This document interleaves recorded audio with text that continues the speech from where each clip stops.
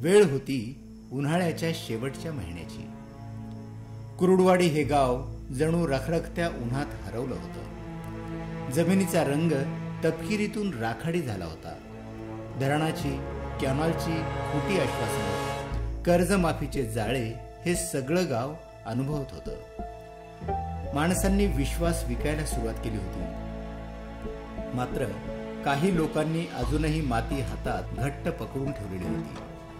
गावात 2 मोठे वाडे होते, एक माळवाडे आणि दुसरे पवारवाडे. माळवाड्याचे प्रमुख गंगाधर माळवाडे, वय 50च्या आसपास, पांढऱ्या खादीचे कपडे, भूतकाळात आमदार पदासाठी लढलेला, गावातले राजकीय वर्चस्व राखणारा माणूस. तो गोड बोलायचा, पण आतून तितकाच क्रूर. त्याच्या हातात गावच्या पंचायतीची ताकद, पोलिसांवर पकड आणि जिल्ह्यातल्या काही नेत्यांशी थेट संबंध होता. पवारवाड्याचे प्रमुख होते सुरेश पवार, वय 40च्या आत बाहेर, शिक्षण कमी, पण शेतातला प्रचंड अनुभव. त्याचा स्वभाव तडक आणि थेट, परंतु समाजाच्या नजरेत दादा म्हणून प्रसिद्ध.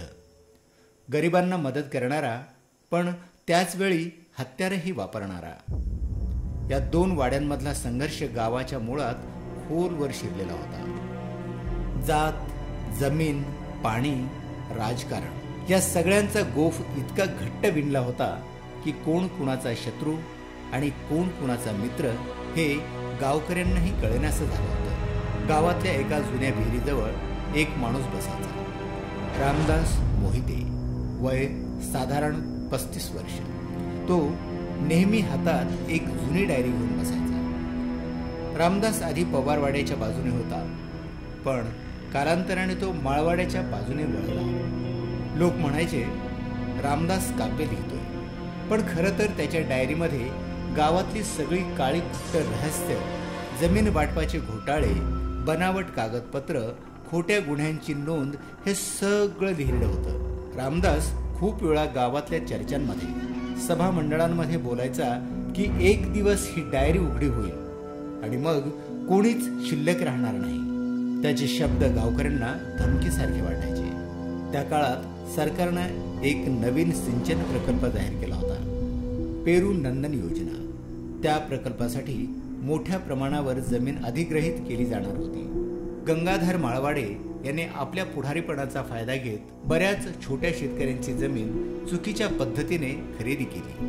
गंगाधर म्हणायचा, गावाला पाणी द्यायचंय हे मी काम करतोय, पण खरं तर त्याचं उद्दिष्ट होतं त्या जमिनीवरून प्रकल्पाच्या मोबदल्यात भरपूर पैसे कमवायचे. सुरेश पवार याने या प्रकल्पाला उघडपणे विरोध केला.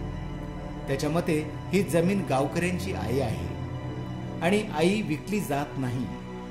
गावकऱ्यांचं मन अशा द्विधावस्थेत अडकून पडलं होतं. एकीकडे पाणी मिळणार याचं स्वप्न आणि दुसरीकडे जमिनीवरचा हक्क जाणार. गावच्या चावडीवर त्या दिवशी संध्याकाळी गर्दी झाली होती. गावकऱ्यांच्या चेहऱ्यावर चिंता, राग, भीती आणि अनिश्चितता यांचं वादळ उठलेलं होतं.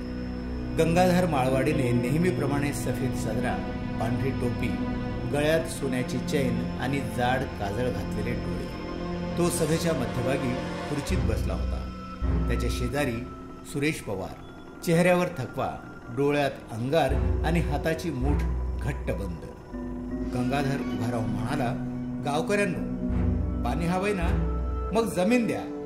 विकास हवा असेल तर त्याची किंमतही मोजावी लागते. मी तर म्हणतो की हे सगळं द्या आणि शुद्ध पाणी, रस्ते, शहरासारखा विकास घ्या. काही लोकांनी हलकेच माना हलवायला सुरुवात केली. काहींनी वाकडी नजर करून त्याच्याकडे पाहिलं. तेवढ्यात सुरेश पवार जोरात खुर्चीतून उठला. त्याच्या आवाजात एक अस्वस्थ पेटलेली ज्वाला होती. गंगाधरा, तुझा हा विकास म्हणजे गावकऱ्यांच्या मातीवरचा शाप आहे. तू आमच्या जमिनीवर पाणी आणतोयस, पण त्या पाण्यात आमचं रक्त मिसळण्याची ही योजना आहे. हे सगळं बंद झालं पाहिजे. या मातीत आमच्या बायांच्या बांगड्या, आमच्या लेकरांच्या पायाचे ठसे आणि आमच्या बापांच्या घामाचा वास आहे. तुला ते कळणार नाही. सभेत एकच गडबड माजली. कुणीतरी ओरडलं, हे बंद करा. कोणी हळूच म्हटलं, आपल्याला आता काहीतरी करावंच लागणार. त्या क्षणी काही लोकांच्या डोळ्यात भीती स्पष्ट दिसत होती. काहींच्या डोळ्यात मात्र लाल चीड होती. सभेतलं वातावरण इतकं तापलं होतं की एखादी ठिणगी पडली असती तर रक्ताचे पाठ वाहिले असते. काही वेळाने सभा संपली आणि हळूहळू गावकऱ्यांनी आपल्या घराची वाट धरली. माळावरून जाणाऱ्या वाटांवर सावल्यांनी परत चालायला सुरुवात केली. त्याच रात्री गावात कुणीतरी हळूच रामदासच्या घरात शिरलं. काजव्यांसारखा मंद प्रकाश आणि एका कुजक्या दिव्याचा मिणमिणता जिवंतपणा. रामदासच्या घरात एका कपाटात लपवलेली त्याची जुनी लाल कव्हरची डायरी कुणीतरी चोरून नेली. त्या डायरीत गावच्या पाणी प्रकल्पाबद्दल गंगाधरच्या गुप्त योजना आणि काही नावं लिहिलेली होती. ती डायरी फक्त डायरी नव्हती, ती एक स्फोटक पुरावा होती. चंद्र ढगाआड गेला. गावात कुत्र्यांनी भुंकायला सुरुवात केली. माळावर वाऱ्याचा आवाज पसरला. रातकिड्यांचा आवाज जन्म घेऊ लागला. गावकऱ्यांना दुसऱ्या दिवशी कळलं, रामदासची डायरी चोरीला गेली. लोक एकमेकांच्या चेहऱ्यात प्रश्न शोधू लागले. कोणालाच काही समजलं नाही. कुणी चोरली, का चोरली, कुठं नेली, त्याचं काय करणार आहेत? रामदास रडत रडत म्हणाला, माझं आयुष्य गेलं, पण आता हे सगळं उघड होणार होतं. आता माझं तोंड बंद केलंय. 15 दिवसांनी गावातल्या एका आडवाटेवर रामदासचा मृतदेह सापडला. डोकं फोडलेलं, हात बांधलेले, तोंडात माती भरलेली. पोलीस आले, फाईल बनली, पण दुसऱ्याच दिवशी ती बंदही झाली. पोलीस म्हणाले, हा फक्त गावातल्या भांडणांचा परिणाम आहे. पण गावात सगळे हळूच कुजबुजत होते. हे फक्त गंगाधरनंच केलं असावं. रामदासच्या अंत्यसंस्काराला गावकऱ्यांची गर्दी झाली. तिथेच सुरेश पवारने काठी उचलली आणि मोठ्या आवाजात म्हणाला, हा फक्त मृत्यू नाही, हा इथल्या जमिनीच्या आत्म्याचा खून आहे. मी शपथ घेतो, प्रत्येक तुकडा उघड करेन. या जमिनीचा एकही तुकडा विकू देणार नाही मी. त्याच्या आवाजाने काही लोक त्याच्याकडे ओढले गेले. गंगाधरला हे कळताच त्याने आपल्या माणसांना फरमान सोडलं, पवारला संपवा. गंगाधर आणि त्याचे 2 प्रमुख शिपाई नाना पाटील आणि विठ्ठल शिंदे रात्रीच्या अंधारात भेटले. त्यांना गंगाधर म्हणाला, सुरेश पवारला संपवलं तर विरोध शमतो, पुढे फक्त माझंच राज्य. नाना म्हणाला, दादा, पण गाव आता तापलंय. पोलिसांचंही या आपल्या गावाकडे जास्त लक्ष आहे. गंगाधर हसला आणि म्हणाला, नाना, माझ्या खिशातले आहेत पोलीस, ते काहीच बोलणार नाहीत. सुरेश पवार लहानपणापासून शेतात राबला होता. आई वडिलांच्या मृत्यूनंतर त्याने पोटासाठी बैल, 10 गुंठे शेतीत आपला जीव तोडून मेहनत केली होती. कष्टाच्या जोरावर त्याने थोडी जमीनही वाढवली. लोकांचंही काम केलं, आपलं नाव मोठं केलं आणि त्यामुळेच त्याला लोक दादा म्हणू लागले. त्याच्या डोळ्यात गावासाठी स्वप्न होतं, पण रक्ताचं पाणी करणारी हिंमतही होती. तो माणूस तडक होता, पण अंतःकरणानं गरिबांचा मित्र होता. एका रात्री पवार वाड्यावर अचानक हल्ला झाला. तुटलेली काचं, पेटलेली मशाल आणि अंगणात ओरडणाऱ्या बायका. सुरेश दादा बाहेर आला. शत्रू हातात धारदार हत्यारं घेऊन आले होते. दादांनी शेतकऱ्यांना हाक मारली, सावध व्हा, मागे हटू नका. गावकऱ्यांनी दगड उचलले, काठ्या उचलल्या. रात्रीचं आकाश लाल झालं. धुराचे गुब्बारे उडाले. त्या झटापटीत सुरेश दादाच्या पाठीवर वार झाला, पण तो खचला नाही. उलट समोरासमोर उभा राहिला. गावकऱ्यांनीही शेवटच्या श्वासापर्यंत लढण्याची तयारी ठेवली. हल्लेखोर माघारी पळाले, पण दादा रक्ताच्या धारोळ्यात माखला. त्याच्या डोळ्यात अखेरपर्यंत आग झळकत होती. शेवटी दादा पडला. सुरेश दादांच्या मृत्यूची बातमी वाऱ्यासारखी गावभर पसरली. दादांच्या मृत्यूमुळे गाव पेटून उठलं. कोणी म्हणालं तो ठरवून केलेला खून होता. कोणी म्हणालं गंगाधरने हे सगळं ठरवून केलं होतं. सकाळीच गावातल्या चौकात लोक जमा होऊ लागले. बायकांच्या डोळ्यात आसू होती, तर पुरुषांच्या हातात काठी, फावडे होते आणि मिळेल ती हत्यार होते. गावातल्या मुलांनी हातात फडके धरले होते. काहींनी ढोल वाजवायला सुरुवात केली होती. एक म्हातारी बाई तोंडाला पदर लावून ओरडत होती, माझ्या पोरानं शेत वाचवण्यासाठी आपलं प्राण दिलं. आता गप्प बसू नका, हा अन्याय सगळे मिळून मोडून काढा. एक तरुण ओरडला, आज गंगाधरचा वाडा कोसळला पाहिजे. त्याच्या सोन्याच्या साखळ्या काढून गावकऱ्यांच्या घामाच्या धारांमध्ये विसर्जित केल्या पाहिजे. मग सगळे एक सूर लावत पुढे सरकले, जय जवान जय शेतकरी. या घोषणांनी वातावरण कंपवायला सुरुवात केली. कुत्री भुंकायला लागली. गावातल्या घरांच्या खिडक्यातून लोक धडधडत्या हृदयाने पाहत होते. गावकऱ्यांचा मोर्चा गंगाधरच्या वाड्याच्या गेटजवळ पोहोचला. मोटारसायकली, बैलगाड्या, चालत आलेले लोक सगळं जणू लाटेसारखं वाहून आलं होतं. गंगाधर वाड्याच्या उंच गच्चीवरून सगळं बघत होता. त्याच्या चेहऱ्यावर घामाच्या धारांनी नवे नकाशे काढले होते. पांढरा शर्ट आता फिक्कट पडला होता आणि त्याचे श्वास अनियंत्रित झाले होते. तो ओरडत होता, तुम्हाला जे हवंय ते पाण्यासाठीच हवंय ना? मग मला का मारायला आला? मी तुमच्यासाठी काम करतोय, सगळ्या गावासाठी काम करतोय, गावाला पाणी देण्याचं कार्य मी करतोय. पण लोक त्याचं काहीही ऐकायला तयार नव्हते. एका म्हाताऱ्या शेतकऱ्याने जोरात काठी हवेत फिरवली आणि म्हणाला, आम्हाला पाणी हवंय पण माती शाबूत ठेवून. आम्हाला विकास हवा पण माणुसकी जिवंत ठेवून. तुझ्या सोन्याच्या खुर्च्या, तुझं राजकारण आम्हाला नको. आणि मग एकदम गर्दीतून दगड उडायला लागले. कोणी गेटला लाथा मारू लागले, कोणी भिंतीवर दगड फेकू लागले आणि कोणी ढोल फडफडवत घोषणा करत होते, सुरेश दादाला न्याय मिळालाच पाहिजे. गंगाधर खाली ये, मातीचा विश्वासघात करणाऱ्यांना जागा दाखवू, खाली ये. त्या क्षणी काही बायकांनी बांधून आणलेल्या साडीच्या पदरातला लाल मातीचा चुरा मुठीत घेतला आणि वाड्याच्या दिशेने उडवला. ते उडणारे लाल मातीचे कण जणू गावकऱ्यांच्या रक्ताच्या थेंबांनी बनले होते. गंगाधरच्या अंगरक्षकांनी बंदुका दाखवल्या, पण गावकरी मागे न हटता निर्भीडपणे तिथेच उभे राहिले. आता गंगाधरला कळून चुकलं होतं. लोकांनी निर्णय घेतला आहे आणि त्यांचं आता थांबणं अशक्य आहे. गंगाधर मागच्या दाराने पळाला. त्या रात्री गावकऱ्यांनी गंगाधरचा वाडा फोडायचा प्रयत्न केला. त्याच्या दाराला आग लागली. आगीच्या ज्वाला आणि घोषणांचा गोंगाट एकत्र मिसळला. गावकऱ्यांच्या हातातला चिखल, त्यांच्या अंगावरचा घाम आणि त्यांच्या आवाजातला पेट सगळं त्या रात्री मातीनं पिऊन घेतलं. सकाळ झाली. आकाशात मऊ सूर्य उगवला, पण त्या गावात फक्त राख, तुटलेल्या विटा आणि धुरांचा वास होता.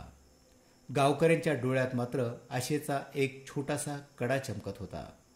सुरेश दादांच्या मृत्यूने लोकांच्या अंगावर काटा आणला होता. जणू प्रत्येक घरात एक सावली पसरली होती, भीतीची, रागाची आणि असहाय्यतेची. दादांची अंत्ययात्रा गावभर निघाली. बायका रडत होत्या तर तरुणांमध्ये संताप खदखदत होता. कुठेतरी लहान मूल हातात पताका घेऊन ओरडत होती, दादा अमर रहे, अन्यायाचा प्रतिशोध घेणार. सगळा गाव शांत झाला. पाण्याविना सगळं काम थांबलं. शेतावर, चावडीवर, मंदिराच्या आडोशाला लोक बसून राहू लागले. गावातल्या वयस्कर लोकांनी गंगाधरच्या वाड्यावर जाऊन बोलणी केली, पण त्याचं उत्तर ठरलेलंच होतं, जमीन द्या, विकास घ्या, त्याशिवाय मी काहीही करू शकत नाही. रामदासच्या आणि सुरेश दादांच्या खुनामुळे गावकरी आतून चिरडले गेले होते. काही लोकांनी गाव सोडण्याची तयारी सुरू केली, तर काहींनी हातात काठी घेतली. काहीही झालं तरी आपली जमीन वाचवायची असा त्यांनी प्रण केला.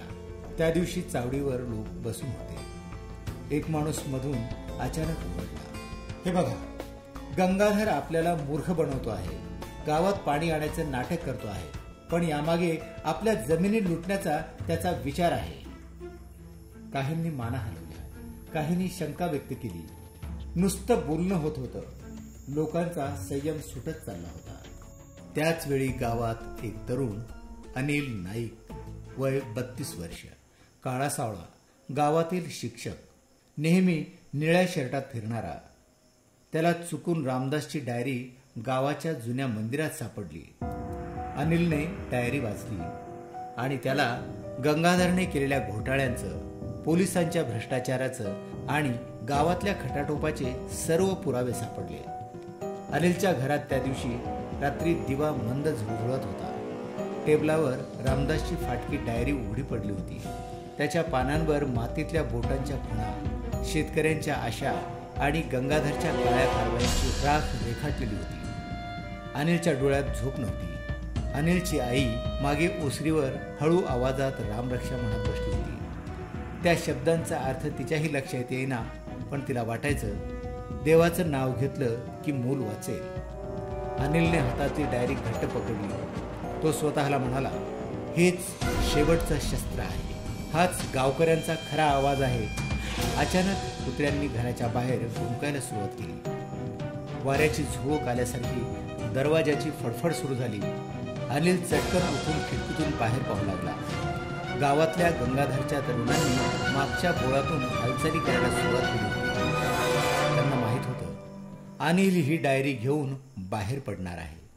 हे त्यांना थांबवायचं होतं. अनिलचं लक्ष घराच्या छपराकडे गेलं. कौलाच्या छपरावर 2 सावल्या हळूहळू पुढे येत होत्या. एकाच्या हातात लाकडी काठी आणि दुसऱ्याच्या कमरेला धारदार सुरू होती. त्यांनी एकमेकांना नजरेनं इशारा केला.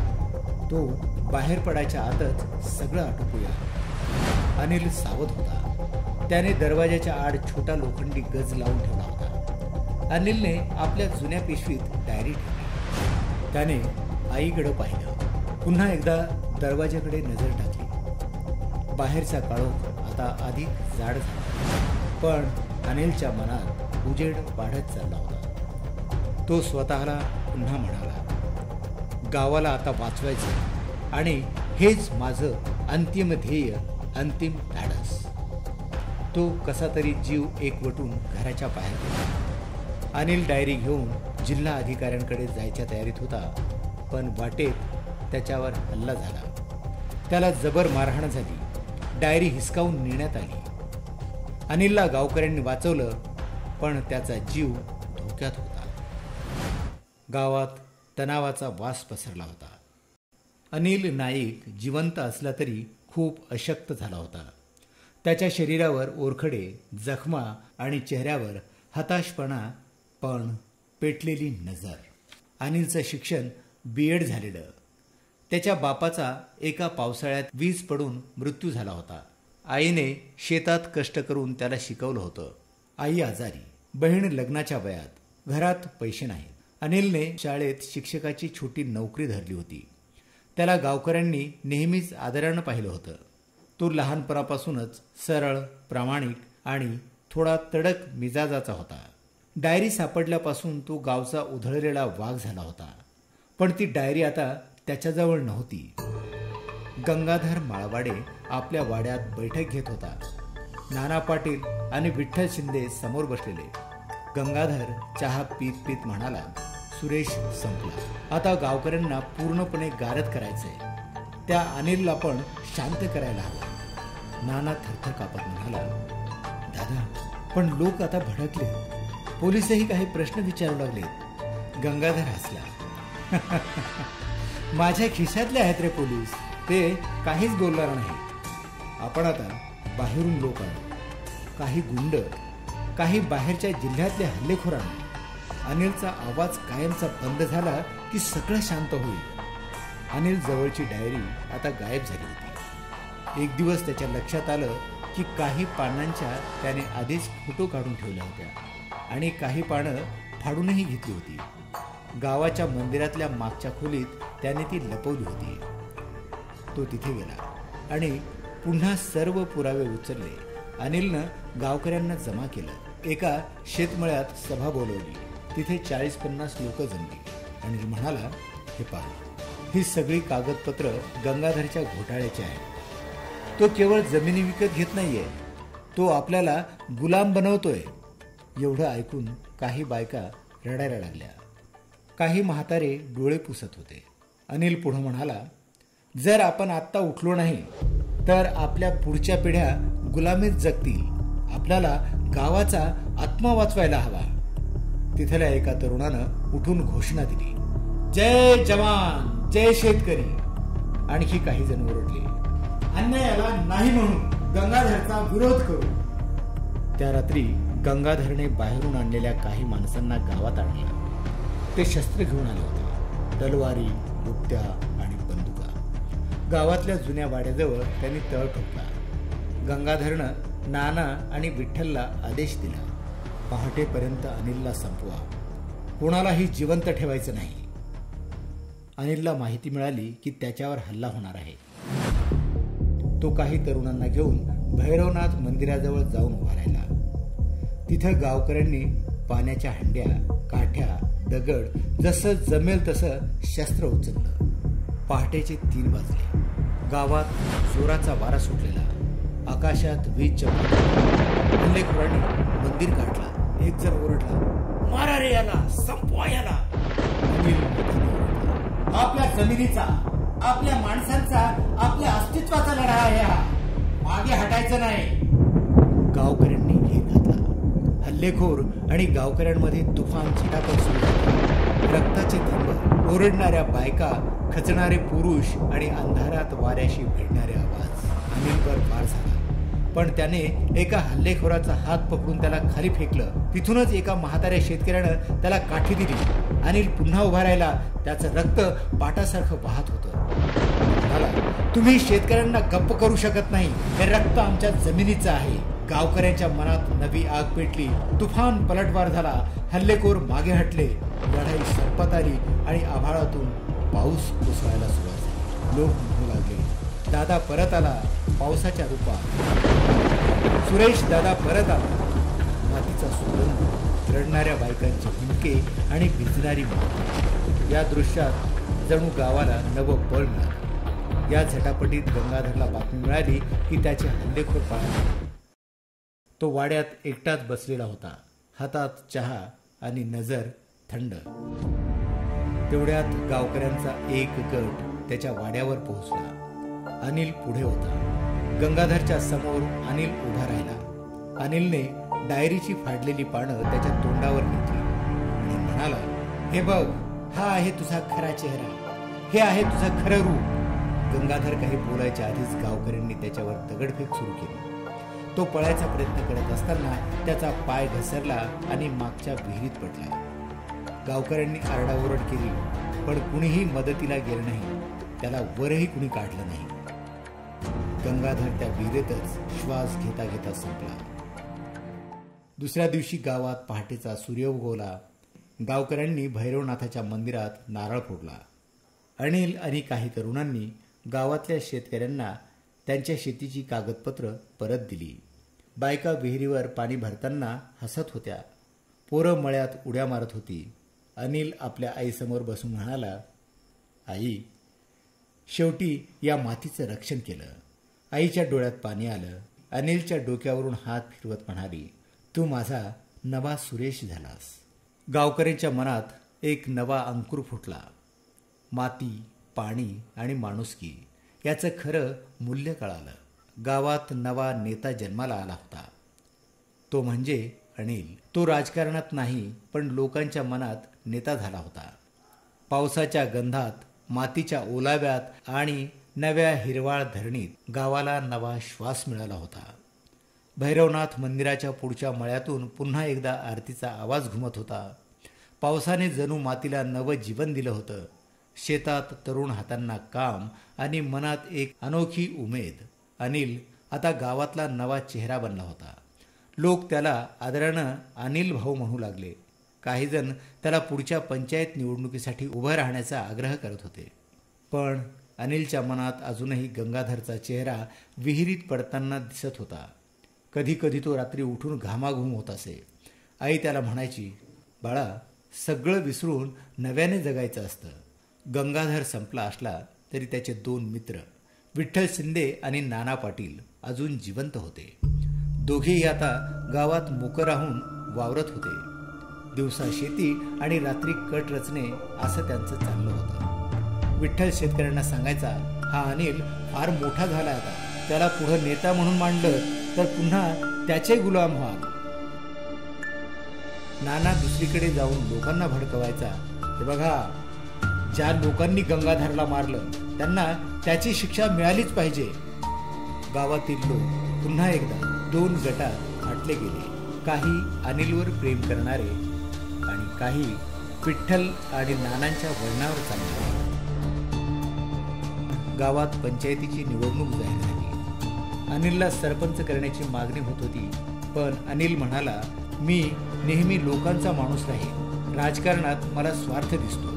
पण तरुणाने ठरवलं, भाऊ तुम्हीच उभा राहा, नाहीतर पुन्हा त्या लोकांचा पंचायतीवर ताबा येईल. अनिलची आई सुद्धा म्हणाली, बाळा लोकांचा विश्वास हीच तुझी संपत्ती आहे. लोकांचं मन मोडू नको. अनिल मनातून खूप द्वंद्वात होता. तो दिवसेंदिवस गावात फिरत होता. कोणाचं पाणी बंद पडलं, कुणाचं कर्ज अडकलं, कुणाच्या मुलाचं शिक्षण थांबलं. तो प्रत्येकाकडे जात होता, प्रत्येकाची मदत करत होता. एक दिवस अनिलने विठ्ठलला थांबवलं. त्याला म्हटलं, विठ्ठल आता तरी थांब, गावानं वाहिलेलं रक्त पाहिलंय. विठ्ठल हसला. तुला काय वाटतं, तू एकटा गाव वाचवशील? आम्ही हाडाचे राजकारणी आहोत. त्याचं हसू जळजळीत होतं. अनिलच्या अंगात एक लहर उसळली, पण त्याने शांत राहायचा निर्णय घेतला. नानाने डाव फारच हुशारीने आखलेला होता. गावकऱ्यांची जमीन म्हणजेच कुपाची आणि आसपासची जमीन ही कोणत्याही एकट्या माणसाच्या ताब्यात जाऊ शकत नव्हती. ती सगळ्या गावकऱ्यांची होती. पण नानाने नेमकं हेच फसवून दाखवलं. तो गावातील लोकांना सांगायचा, अहो हे फक्त नावापुरता कागदावरचा बदल आहे. शासनाच्या नव्या पाणी योजना आणण्यासाठी जागेच्या कागदात थोडाफार बदल करावा लागतो. जमीन विकली जात नाही. पुढे पाणीसाठा वाढवता येईल. नवीन योजनांना निधी पण मिळेल त्यामुळे, असं सांगून गावातील काही बुजुर्ग मंडळींना, ज्यांना शासनाच्या कागदी भाषेचं ज्ञान नव्हतं, अशा लोकांना नानाने गोंधळात टाकलं. बनावटी कागदावर त्यांच्या सह्या घेतल्या. काही ठिकाणी अंगठा लावण्याचा दबाव टाकला. कागदावर गाव विकासासाठी पुनर्रचना, नवीन जल व्यवस्थापन, संयुक्त नोंदणी असे शब्द लिहून प्रत्यक्षात त्या जमिनीचं नाव खाजगी संस्थांच्या नावावर बदलून टाकलं. हा सगळा कट नानाने 2-4 भ्रष्ट अधिकाऱ्यांना हाताशी धरून केला. काही गावातील सदस्य नानाच्या भाषणांमुळे आणि बनावट आश्वासनामुळे फसले गेले. गावातल्या प्रत्येक सभेत तो खोटं सांगायचा. गावाला काही धोका नाही, मी फक्त कागदोपत्री सुधारणा करतोय. या बदलामुळे पुढच्या पिढ्यांना शाश्वत पाणी आणि सर्व हक्क मिळणार आहेत. खरं तर हा बदल होत असताना कुपाच्या जागेवर एक मोठा भाग इतर खाजगी कंपन्यांना देण्यासाठी आधीच करारनामा तयार झाला होता. गावकऱ्यांना हे कुठेच ठाऊक नव्हतं. शेवटी जेव्हा अनिलने आणि काही तरुणांनी या कागदपत्राची छाननी केली, तेव्हा खरे पुरावे मिळाले. गावकऱ्यांना फसवून गावची जमीन विकण्याचा घातक कट लोकांच्या समोर आला. लोकांना कळलं, विकासाच्या नावाखाली त्यांच्या जगण्याचा पाया, त्यांची माती, त्यांची कुपं सगळं काही विकलं जात होतं. हा सर्व प्रकार अनिलने गावकऱ्यांच्या समोर आणला. दुसऱ्या दिवशी गावात पंचायत बसली. तिथे म्हातारे, बायका, तरुण सगळे आले. अनिलने पुरावे दाखवले. नानांचं खाजगी कंपन्यांसोबत केलेलं करारपत्र, नकाशा आणि इतरही काही कागदपत्र दाखवली. पंचायत मधला एक पंच म्हणाला, पाण्याला विकणारा माणूस कधीच गावचा नसतो. आणखी एक जण म्हणाला, गंगाधर मेला पण त्याची सावली अजून जिवंत आहे. आज ती सावलीही आगीत भस्म केली पाहिजे. नानाला गावातून हाकलून देण्याचा निर्णय झाला. विठ्ठल गावातच राहिला, पण त्याला समाजातून बहिष्कृत केलं. निवडणूक आली.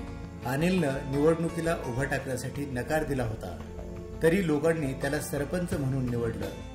अनिलला काहीच कळलं नाही. तो केवळ शांत उभा होता. आई पुढे येऊन म्हणाली, हे बघा, आज माझा अनिल गावचा झाला. अनिलने डोळ्यात पाणी आणून आईला मिठी मारली. गावात शेतावर नवी पालवी फुटली होती. पाण्याच्या धारांनी नवे अंकुर उगवले. लोकांनी मंदिरात पुन्हा एकदा आरती सुरू केली. लहान मुलांनी शेताच्या बांधावर नवे खेळ सुरू केले. एका रात्री अनिल मंदिरात एकटाच बसला होता. त्याला त्याच्या मागे पावलांचा आवाज आला. तो वळला तर एक माणूस काळ्या शर्टमध्ये, चेहरा ओळखीचा पण अस्पष्ट. तो म्हणाला, अनिल भाऊ, सावली कधी मरत नाही, फक्त रूप बदलते. अनिल काही बोलायच्या आतच तो माणूस अंधारात विरला. अनिल आश्चर्याने उठून पाहू लागला, पण तो कोण होता हे मात्र त्याला उमगलं नाही. शेवटी अनिल फक्त मंदिराच्या गाभाऱ्यात पाहू लागला. मंदिरातील दिवा मंदपणे जळत होता. अनिल सरपंच झाला. गावात उत्साहाचं वातावरण होतं. लोकांना वाटलं गाव आता खऱ्या अर्थानं मोकळं होईल.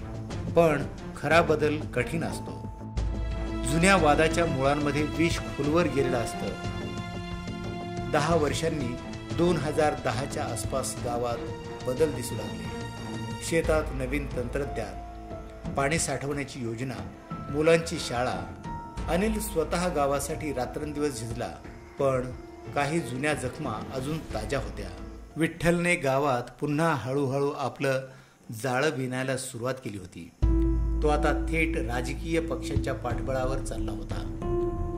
गावातल्या काही उच्च जातींना वाटत होतं की अनिल सारख्या तळाच्या माणसाला इतकं मोठं करण्याची गरज नव्हती. ते म्हणायचे, गावाच्या मान सन्मानासाठी योग्य माणूस हवा. काहींनी गावात अफवा पसरवायला सुरुवात केली. अनिल शहरातल्या लोकांना जमीन विकणार आहे.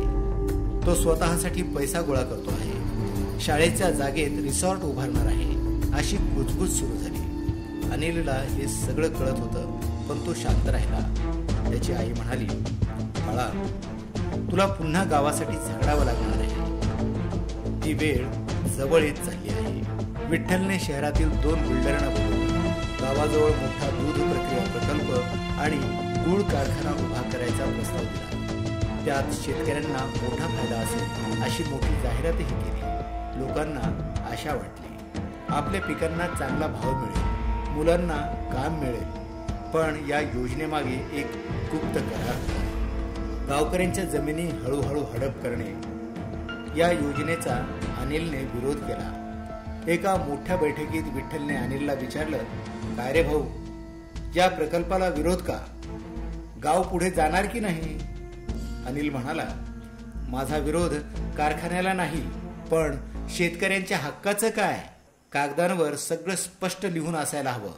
विठ्ठलने हसत हसत अनिलकडे पाहिलं आणि सगळ्यांसमोर सांगितलं, तू सावलीसारखा वागतोस, लोकांना भीतीच घालतोस. आता लोकांना सावली नको, त्यांना दिवा हवा आहे.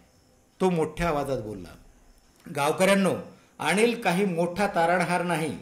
हा गंगाधरच्या विरोधात उभा राहून तुमच्यात फूट पाडतोय. हा तुमचा नाश करायला निघालाय. लोकांनी एकमेकांकडे बघितलं. आता काहींच्या डोळ्यात विश्वास नव्हता, काहींच्या हृदयात शंका नांदायला लागली. कोणी म्हटलं, विठ्ठल आपला माणूस आहे, तो खरा बोलतो आहे. कुणी ओरडलं, हो, अनिलला थांबवलंच पाहिजे. अनिल तिथे उभा होता. लोकांना विठ्ठलचा विश्वास पटला होता. त्या गर्दीतल्या काही जणांनी अनिलला ढकललं. काहींनी अपमानास्पद शब्द टाकले. तू आपलं गाव फोडतोस, तुझ्यावर कसा काय विश्वास ठेवायचा? तू गावाच्या मुळावर घाव घालतोस. अनिलच्या तोंडावर काळजी, दुःख आणि संताप एकाच वेळी झळकत होता.